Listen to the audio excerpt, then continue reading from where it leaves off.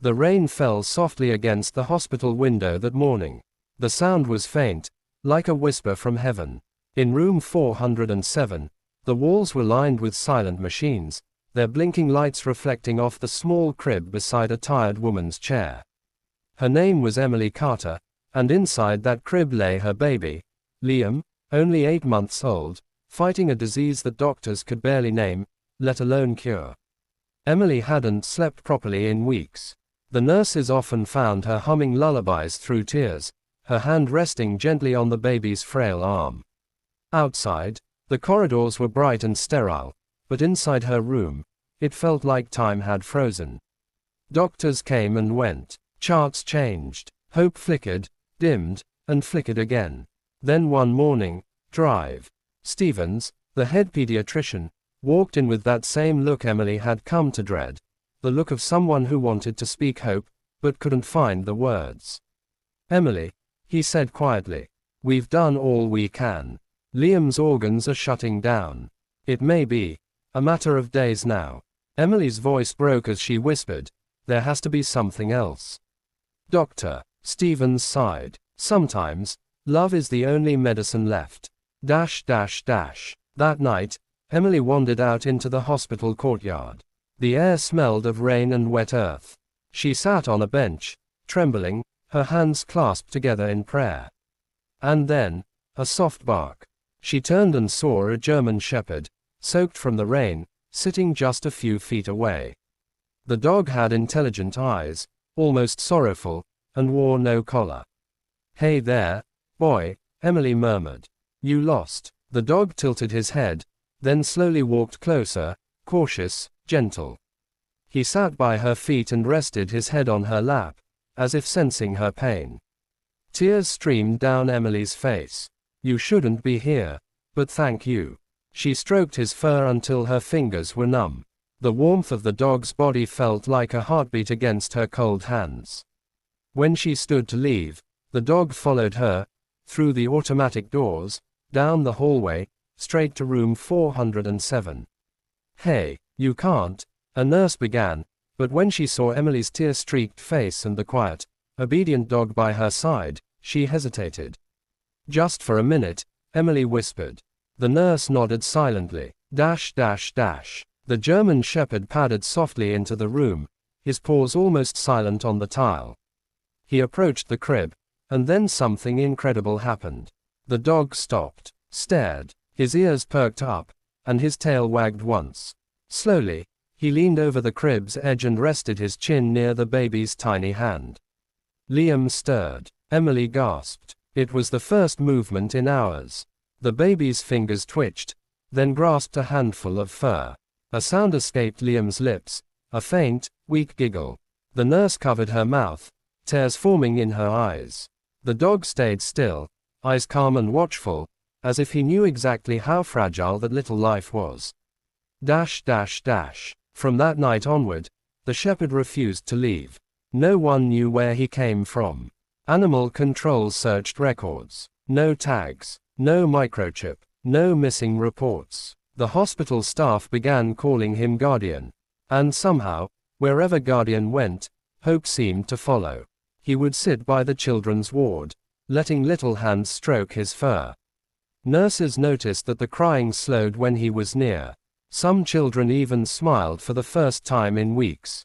But it was with Liam that his connection was deepest. Days passed. Emily would wake in the middle of the night to see Guardian lying by the crib, his head resting on the edge, watching every breath. Sometimes, when Liam's breathing grew shallow, the dog would gently nudge the bed, whimper softly, as if urging him to keep going. "Doctor," Stevens couldn't explain it. "It's medically impossible," he murmured. "One morning. But Liam's vitals are stabilizing." Emily's eyes widened. "You mean he's getting better?" "I don't want to promise anything," said the doctor, "but yes, somehow, he is." Word spread quickly through the hospital. Soon, visitors, nurses, and even strangers came just to glimpse the dog who wouldn't leave the dying baby's side. A local reporter heard the story. Then a television crew arrived. They filmed quietly from the corner as Guardian sat faithfully beside the crib, his brown eyes never leaving Liam's face. The footage aired that night under the title, A Dog's Love, The Miracle at St. Mary's Hospital. Within hours, it went viral. Millions watched and cried. Letters began arriving at the hospital. Hundreds, then thousands. People sent toys, blankets, donations, even paintings of Guardian and Liam. Some said they'd started praying again because of that story. Emily read one letter aloud to Guardian. Greater than, Dear Guardian, you reminded me that angels don't always have wings. Sometimes they have fur. The dog wagged his tail as if he understood. Weeks passed. Liam grew stronger. His skin regained color. His breathing evened out. He opened his eyes more often, looking toward the sound of the dog's tail brushing against the floor. Hey, little fighter, Emily whispered one morning, lifting her baby into her arms. Someone wants to see you. Guardian trotted closer, sitting obediently. Liam reached out with a tiny hand and touched the shepherd's nose. A soft laugh filled the room, the first sound of pure joy Emily had heard in months. By the time spring came, Liam was no longer in the ICU. He was moved to the pediatric recovery wing, and Guardian moved with him. The hospital made an exception, calling it a special case. Children drew pictures of the dog and taped them to the walls. One drawing said, Guardian makes us brave. One afternoon, as Emily walked Liam around the garden in a stroller, a man in a uniform approached her. He was old, with silver hair and a scar across his cheek. A retired soldier. Mom, he said quietly, that dog, I think I know him. Emily turned. You do. The man nodded. He was mine. His name's Rex. He served with me overseas. Saved my life twice. After I retired, he ran off one night during a thunderstorm. I searched for weeks. Emily froze. Then why didn't he come back? The man's eyes softened. Maybe he had another mission. He knelt down beside the dog. Hey, soldier. Rex wagged his tail, but didn't move from Liam's side. The man smiled through tears. I guess you've found your new post. Months later, doctors declared it. Liam was in remission. The disease that had consumed his body had vanished without a trace. Impossible. Drive. Stevens whispered, staring at the chart.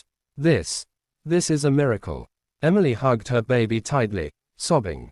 Thank you, God, thank you. And when she looked down, Guardian, or Rex, was sitting quietly by her feet, eyes bright, as if he knew his mission was complete. A few days later, something strange happened. Rex disappeared. No one saw him leave. The staff searched every hallway, every corner of the hospital grounds. Nothing. Emily was devastated. She walked through the city posting flyers, whispering his name into the wind. But he was gone. 2 years passed. Liam was now a laughing, running toddler. Healthy, curious. Emily often told him bedtime stories about a brave dog who saved his life. One summer afternoon, they visited the hospital again, now as guests of honor. A statue stood in the courtyard. A German shepherd sitting beside a child's crib, head bowed gently. The plaque read, Greater than, Guardian, the dog who taught us that love heals. Emily laid flowers by the base, tears falling freely. Thank you, old friend. Liam tugged at her sleeve. Mommy, look. She turned, and froze. At the edge of the garden, in the golden sunlight, stood a German shepherd. Older now, grayer around the muzzle, but those eyes, those same, deep, kind eyes. Rex, she whispered. The dog wagged his tail once, watching them for a moment. Then, with the softest bark, almost like a goodbye, he turned and trotted away into the trees. Emily knelt, holding her son close as tears streamed down her face. Mommy, was that Guardian? Liam asked. She smiled through her tears. Yes, sweetheart. And wherever he goes, he's watching over someone who needs him, just like he watched over you. That night, the hospital staff swore they heard a faint bark echoing through the halls, soft, distant, full of peace. And in room 407, the nightlight flickered once, like a heartbeat. Because sometimes angels don't fly. Sometimes, they walk on four paws, and leave footprints on our hearts forever.